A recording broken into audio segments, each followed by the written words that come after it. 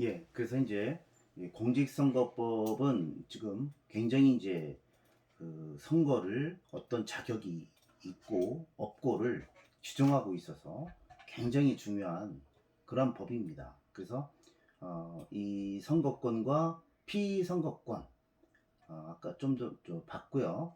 그 다음에 이제 18조 선거권이 없는 자까지 살펴봤습니다. 이것처럼 이제 우리 그 공직선거법은 선거제도에 대해서 굉장히 많은 내용들을 담고 있습니다. 그래서 중요한 것들을 한번 보면 대통령 및 비례대표 국회의원은 전국을 단위로 해 선거한다. 20조. 20조 보시면 되고요. 20조를 보시면 되고 21조 한번 보세요. 국회의원의 의원 정수.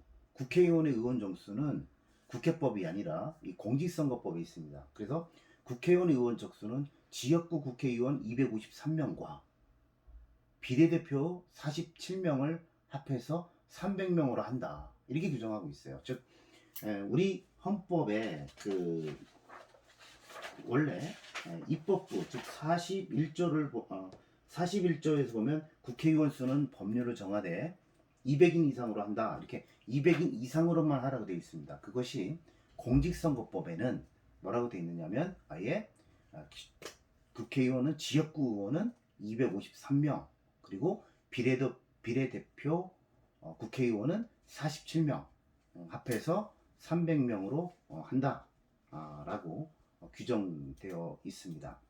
그리고 지역구 의원은 1인으로 한다 이렇게 되어 있고요. 그래서 이제 시도의회의 의원 정수 이런 것들은 이제 그 내용들이 선거법에 자세하게 규정되어 있습니다. 이거는 뭐 내용이 워낙 많아서 그냥 넘어가고요. 그래서 이러한 선거구 획정위원회라든가 또 지역 국회의원의 지역구 확정 뭐 이런 내용들이 다 지금 선거법에 담아져 있습니다. 그래서 이것은 여러분들이 한번 좀 살펴보시고요. 사실상 이제 뭐 선거일, 보궐선거 이런 내용들이 선거인 명부 뭐 이런 게 다 있고요. 뭐 그런 건 그렇고요. 우리가 이제 조금 저번에 조금 배웠던 부분들이 263조 한번 보시죠. 저기 선거법에 우리 이게 최근에 이제 그 우리 지역구에서도 그런 문제가 있었죠. 뭐 국회의원의 이제 선거 사무장이나 뭐 회계 책임자가 그 이제 그 선거에 대한 모든 자료를 검찰에 제출해 가지고 이게 지금 수사를 받고 있지 않습니까? 지금 아마 그 국회의원은 아마 이제 구속이 된 걸로 이렇게 돼 있고 그 선거 사무장 뭐 회계 책임자 뭐 이런 분들도 여러 명이 관련돼 있는 걸로 알고 있는데 263조 이렇게 보시면 이 지금 국회 선거에 대해서는 그 공정선거를 위해서 선거 비용에 비용을 초과 지출해도 안 되고요. 또 어떤 선거 범죄 이런 거에도 되면 안 돼요. 그래서 이 국회의원은 당선인은 264조에 잠깐 보시면 당선인은 당의 선거에 있어 이 법, 즉 공직선거법 또는 정치자금법에 죄를 범함으로써 징역 또는 100만 원 이상 벌금의 형을 받은 때에는 그 당선은 무효로 한다 이렇게 되어 있습니다. 그래서 이 당사자가 공직선거법을 위반하거나 아니면 정치자금법을 만약 위반했다 그러면 뭐 징역은 당연한 거고요. 벌금 100만 원만 받아도 그 당선은 무효가 됩니다. 벌금 100만 원이면 어떻게 보면 굉장히 뭐 죄가 그렇게 이제 높진 않은 건데 벌금 100만 원만 받아도 당선이 무효되는 아주 엄격한 그 선거 제도를 지금 공정선거를 하기 위해서 이렇게 엄격하게 벌금 100만 원만 받아도 당선이 무효되도록 이렇게 우리 선거법은 규정되고 있습니다. 근데 이제 우리가 이제 처음에 배웠던 연좌제 관련해서 우리 이제 그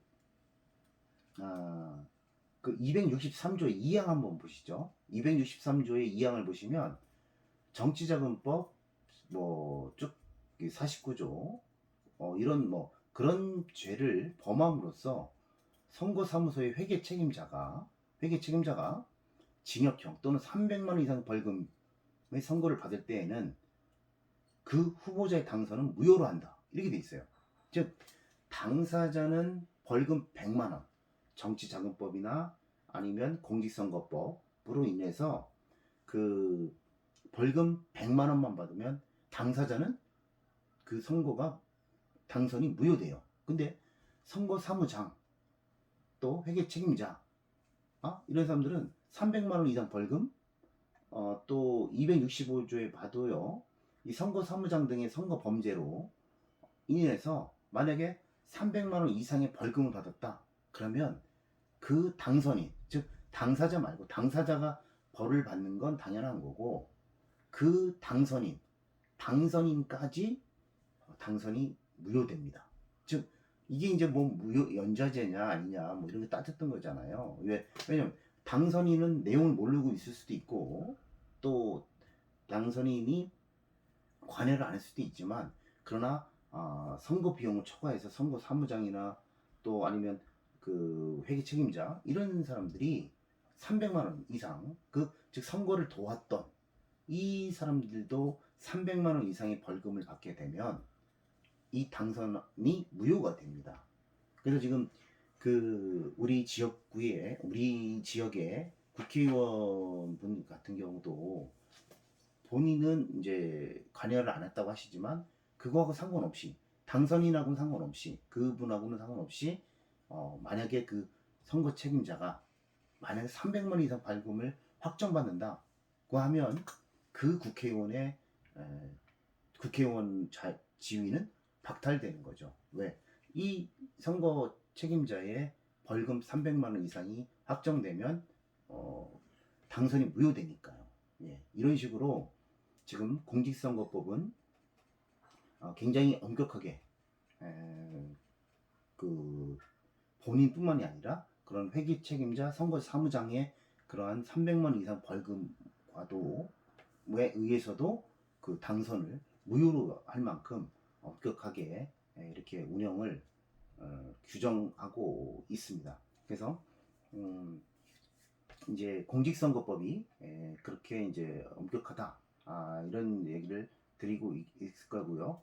그 다음에 이제 뭐 당선인은 어떻게 결정하느냐 뭐 그러는데 이제 대통령 같은 경우는 우리 그 어디에 규정이 되어 있느냐면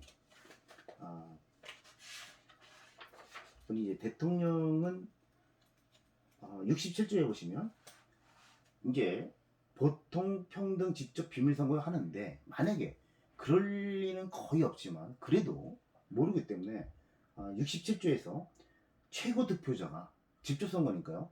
최고 득표자가 2명이 나왔다 라고 하면 이때는 국회의원 재적의원 과반수가 출석한 공개회의에서 5표를 얻은 자를 당선자로 한다.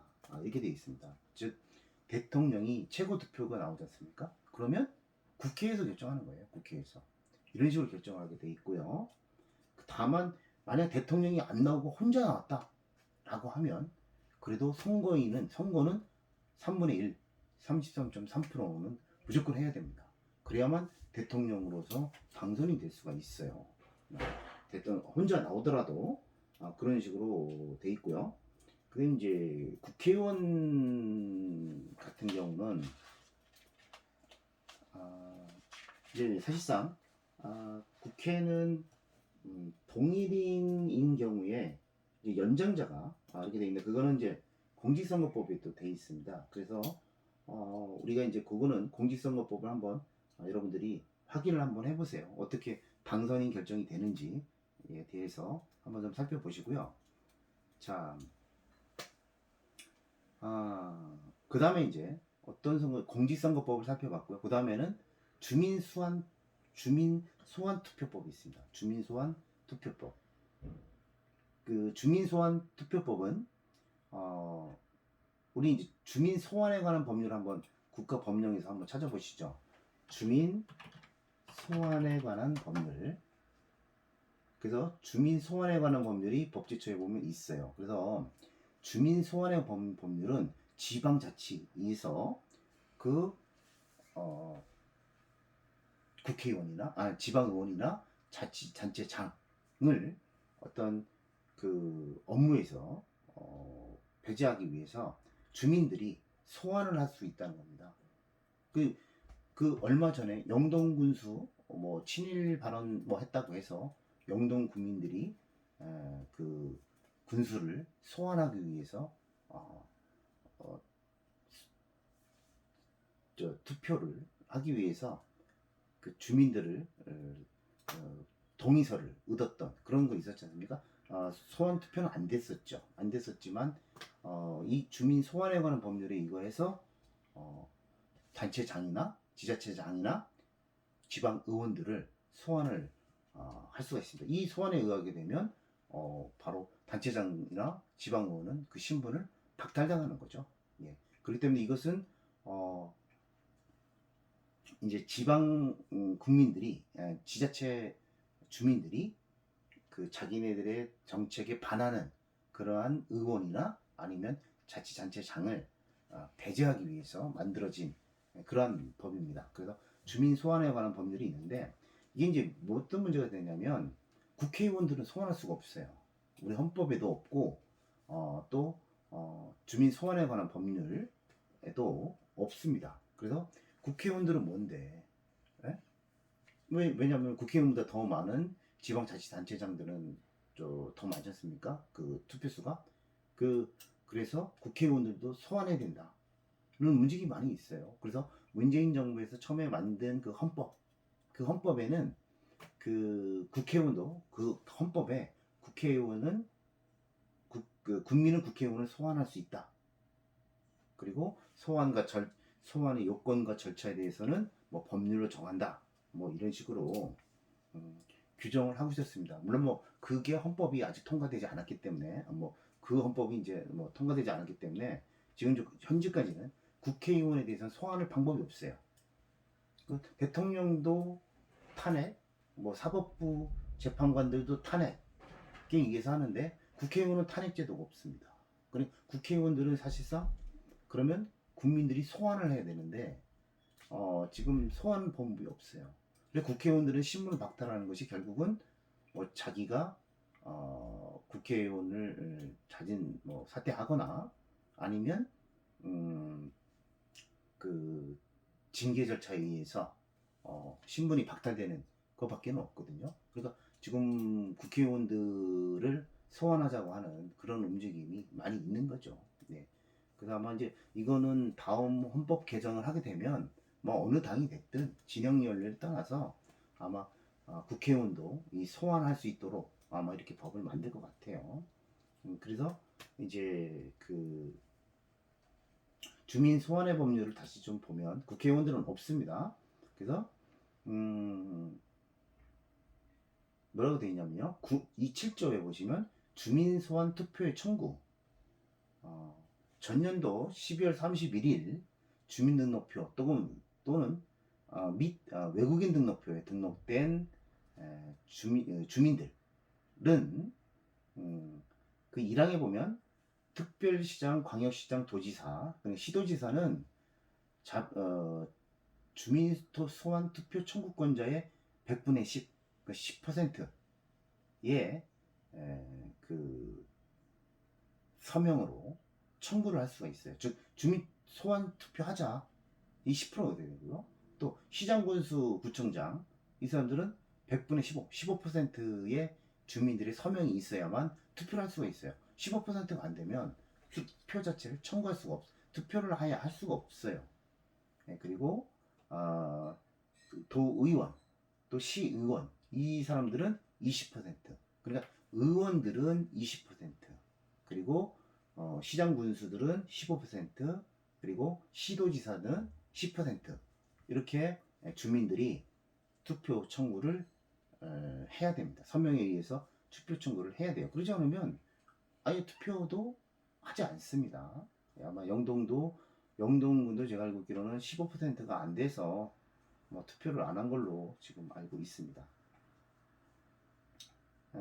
그래서 이제 서명 활동이나 뭐 이런 걸 해서 결국은 하게 되면 결국은 이 주민투표 실시를 하게 되는데요. 이것은 아까도 말씀드렸다시피 음, 3분의 1 이상의 투표 그리고 유효 투표 총수의 과반수로 소환이 됩니다. 그래서 이 주민 소환 투표하고 아까 주민 투표는 다르죠. 아까 주민 투표는 주민투표법에서 그 지역의 중요한 정책에 대한 찬반을 묻는 거고, 이 주민 소환 투표는 그 지역의 단체장 또는 의원들을 신분을 박탈하는, 즉 소환하는 그런 법률입니다. 그래서 다르죠, 이 내용들이. 예. 그래서 이제 이 헌법을 국민 소환에 관한 법률 이것을 봤습니다. 그래서 제일 중요한 게 결국은 이제 아까 10%, 15, 20 뭐 이게 있지만 3분의 2 이상이 투표를 반드시 해야 돼요. 3분의 1 이상이 하지 않으면 개표를 아예 하지 않도록 돼 있습니다. 그래서 주민 소환에 관한 법률 22조에 보면 2항에서 전체 주민 소환 투표자 수가 총수의 3분의 1에 미달할 때에는 개표를 하지 않는다. 이렇게 돼 있어요. 그래서 이 주민 소환 투표법은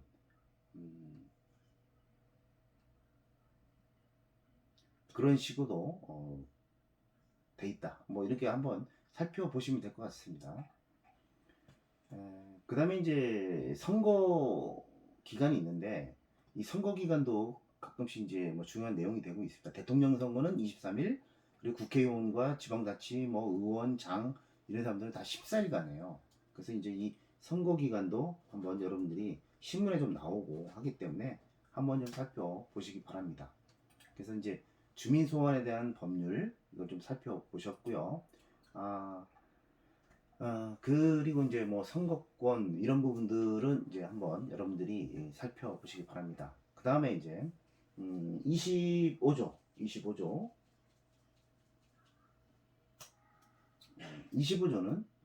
공무 단임권이라고 해서 아까도 말씀드렸다시피 모든 국민은 법률이 정하는 바에 의해 공무 단임권을 가진다 이렇게 돼 있어요. 그래서 뭐 우리 그 공무원에 취임할 수 있는 권리, 그 선거에 당선되는 거, 이 선거에 당선되는 거 아까 봤던 공직선거법이고, 공직 채용 합격 시험이 돼야 뭐 합격 시험이 됐든 뭐 그냥 공무원 되는 거 아니지 않습니까? 다 시험을 거치든 아니면 일정한 어떠한 절차를, 면접 등의 절차를 거쳐서 공직 채용을 하게 되는 거지 않습니까? 그래서 뭐 이것은 국가공무원법, 자, 국가공무원법 한번 쳐보세요. 국가공무원법이나 지방공무원법에 이제 그 내용들이 나오게 되는 거죠. 그래서 국가공무원법 제1조를 보시면 이 법은 각급 기관에서 근무하는 모든 국가공무원에게 적용할 인사행정의 근본 기준을 확립하고 그 공정을 기함과 아울러 국가공무원에게 국가 전체 봉사자로서 행정이 민주적이고 능률적인 운영을 기하는 걸 목적으로 한다. 이렇게 돼 있습니다. 그래서 국가공무원은 뭐 경력직 공무원, 특수 경력직 공무원 이런 식으로 나눠져 있고 경력직 공무원은 일반직 공무원, 특정직 공무원 뭐 이런 식으로 해서 국가공무원법 2조 한번 보세요. 이 국가공무원법 중요합니다. 그래서 이제 경력직 공무원은 일반직 공무원, 보통 우리가 얘기하는 일반 행정직 공무원들이죠. 뭐 도청, 일반적으로 이제 뭐 무슨 뭐 그 재무 그 일반 세종시에 있는 과기부라든가 뭐 보건복지부 이런 데에 있는 일반직 공무원을 보는 거고요. 특정직 공무원은 바로 이제 판사, 검사, 뭐 외무공무, 경찰공무원, 소방공무, 교육공무원 이런 사람들은 다 특정직 공무원입니다. 특정직 공무원. 그리고 일반직 공무원 있고요. 그 다음에 이제 특수 경력직 공무원이라고 하는데 이것은 이제 정무직, 별정직 공무원들이 또 나눠져 있어요. 그래서 정무직 공무원은 뭐 선거위에서 아까 선거로 취임하는 그런 거거나 아니면 고도의 정책 결정, 즉 대통령 비서실장 같은 뭐 이런 비서실 안보실 뭐 이런 정무직 공무원이 따로 있는 거고요. 이게 정무직 공무원이고 별정직 공무원은 이들을 보좌하는 비서관, 보좌관, 뭐 비서 뭐 이런 사람들입니다. 그래서 요 내용들은 한번 여러분들이 경력직 공무원 그리고 특수경력직 공무원 이거는 좀 구분해서 여러분들이 이해를 좀 하셨으면 좋겠어요. 그래서 다 이 공무원이 되는 절차들에 대해서 다 어떤 그 절차나 이런 내용들이 다 여기 규정이 돼 있습니다. 그래서 이제 26조에 보시면 공무원의 임용은 시험 성적, 근무 성적, 그 밖의 능력의 실증에 따라 행한다. 뭐 이렇게 돼 있어요. 그리고 국가기관의 장은 뭐 장애인, 이공계 전공자, 저소득층에 대한 채용, 승진, 전보 등 인사관리상의 우다와 실질적인 양성평등을 구현하기 위해서 적극적인 정책을 실시할 수 있다. 이렇게 돼 있습니다. 그래서 임용은 시험 성적, 근무 성적, 뭐 그 밖에 능력의 실증에 따라서 임용을 한다. 이렇게 돼 있고요. 그래서 뭐 26조 4에서는 뭐 지역 인재 추천이라든가 뭐 이런 내용들이 있고요. 또 그 신규 채용 28조 공무원은 공개 경쟁 채용 시험으로 채용한다. 이렇게 돼 있습니다. 즉 공무원은 임용을 할 때, 즉 공무원은 공개 경쟁 채용 시험으로 임용이 채용이 된다는 것이죠. 그래서 그런 원칙을 지금 규정하고 있습니다. 물론 뭐 꼭 경력이 요하거나 뭐 이런 것도 있지만 원칙 자체가 공개 경쟁 채용 시험으로 채용하도록 이렇게 돼 있고 다만 이제 이 항에서 어떤 경력들이 요구되는 경우에 그런 경우에 이제 뭐 여러 가지 내용들을 적고 있습니다. 뭐 이런 경우는 뭐 예를 들어 뭐 아주 그 높은 고위 공무원이나 아니면 뭐 외딴 섬 같은데 이런 데는 이렇게 공개 경쟁 채용하기 힘들잖아요. 그러면 원하는 사람들을 조금 할 수는 있지만 원칙적으로는 공개 경쟁 채용 시험으로 공무원들이 임명된다. 이렇게 보시면 될 것 같습니다. 원칙이 그렇다는 겁니다. 그래서 어떻게 이제 임명하느냐 하는 부분들은 대부분 다음에 이제 다 기술이 돼 있고요. 다만 이제 그 33조에 보면 이런 사람들은 공무원이 될 수 없다 라고 규정되고 있는 게 있습니다. 그래서 여기서 이제 아까 얘기한 피성년 후견인 또는 피한정 후견인 거의 이제 정신적으로 좀 이제 정상적이지 못한 그런 판정을 받은 사람들 그리고 파산 선고를 받은 사람들 그리고 금고 이상의 형을 받고 5년이 지나지 아니한 자들 그리고 집행유예 기간이 끝난 날로부터 2년이 지나지 않은 자들 뭐 이런 내용들이 33조에 그래서 이 지금 국가공무원법에 이런 분들은 공무원으로 임용될 수 없다라고 규정하고 있습니다. 여기 읽어보시면 뭐 법원 판결로 또는 그 어떤 성폭력 뭐 이런 자들에 대해서도 못하게 돼 있고요. 또 특히 징계 처분이 있습니다. 그 징계. 그래서 파면 처분을 받은 사람은 그러니까 공직을 수행하다가 어떤 중대한 범죄를 저질러서 파면이 됐다. 그러면 그 파면된 날로부터 5년 경과가 되지 않으면 다시 공무원에 임용될 수가 없습니다. 그리고 해임을 받은 자들은 또 3년 내에 그 공무원에 임용될 수가 없어요. 3년이 지나야 뭐 그 임용될 수 있는 자격이 생기거든요. 그래서 공무원의 징계 중에서 파면, 해임 여러 가지 이제 뭐 차이가 있지만 임용되는 데 있어서는 파면은 5년, 해임은 3년이 지나지 않으면 다시 임용될 수가 없는 그런 차이점도 있습니다. 그래서 이제 이런 승진 그리고 뭐 이제 뭐 이것은 임용과 관련된 것이고 하기 때문에 지금 그런 내용들을 한번 보시면 될 것 같고요.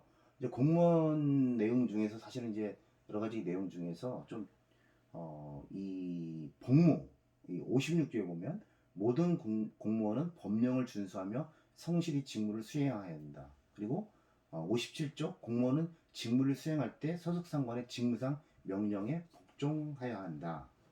이런 얘기가 있고요. 또 이 58조 직장 이탈의 금지. 공무원은 소속 상관의 허가 또는 정당한 사유가 없으면 직장을 이탈하지 못한다. 수사기관이 공무원을 구속하려면 그 소속 기관의 장에게 미리 통보해야 됩니다. 즉 공무원은 그 수사기관이 그 공무원을 구속하려면 그 소속 기관 장에게 미리 통보해야 되고요. 또 59조 공무원은 국민 전체의 봉사자로서 친절하고 공정하게 직무를 수행한다. 그리고 59조 2항에 보면 종교 중립의 의무, 공무원은 종교에 따른 차별 없이 직무를 수행해야 한다. 그리고 60조 비밀 엄수의 의무, 공무원은 재직 중 또 물론 퇴직 후에도 직무상 알게 된 비밀을 엄수하여야 한다. 그리고 61조 청렴의 의무, 당연한 거죠. 그 다음에 63조 품위 유지의 의무, 공무원은 직무의 내외를 불문하고 그 품위가 손상되는 행위를 해서는 아니 된다. 네. 그리고 또 영리 업무 및 겸직 금지. 공무원은 영리를 목적으로 하는 업무에 종사하지 못하며 소속기관장의 허가 없이 다른 직무를 겸할 수 없다. 이런 식으로 되어 있어요. 그리고 65조 정치운동의 금지. 뭐 당연한 거죠. 공무원은 정치적 중립을 가져야 되니까요. 그리고 집단행위의 금지. 공무원은 노동운동이나 집단 행동을 해서는 아니 된다.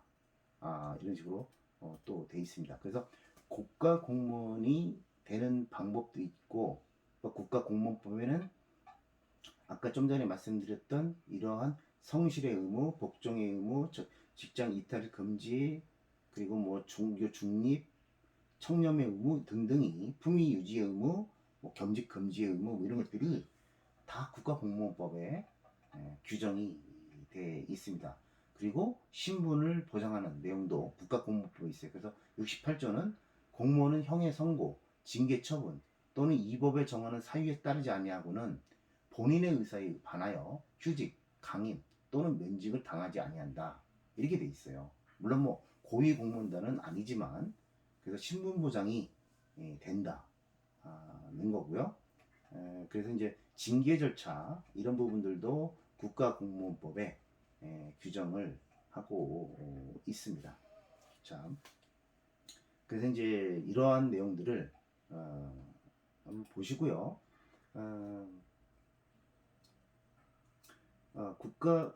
그래서 이제 이런 겸직금지나 뭐 이런 것들이 국가공무원법에 규정되고 있는데 이 내용들은 국가공무원법을 한번 살펴보시면 될 것 같습니다. 그래서 이제 오늘 공무원에 취임하거나 그리고 선거에 의해서 당선된 거나 공직에 취임할 수 있는 공무 단임권까지 살펴봤습니다. 그래서 24조 선거권 그리고 25조 공무 단임권 이것은 국가의 공적 조직을 이루는 그러한 주체들을 선거에 의해서 선거를 하는 거와 또 선거를 의해서 당선되는 이 내용들을 잠깐 살펴보았습니다. 다음 주에는 좀 진도를 좀 빨리 내서 기본권에 대해서는 거의 다 한번 살펴보려고 하고 있습니다. 여러분들이 오늘 한 내용들 잠깐 좀 살펴보시고 한번 제가 설명드렸던 국가공무원법 그리고 주민소원에 관한 법률 그리고 공직선거법 주민투표법 이런 내용들을 한번 제목이라도 한 번씩 이렇게 한번 살펴보는 것으로 한번 복습을 한번 해보시기 바랍니다. 자, 장시간 고생하셨습니다.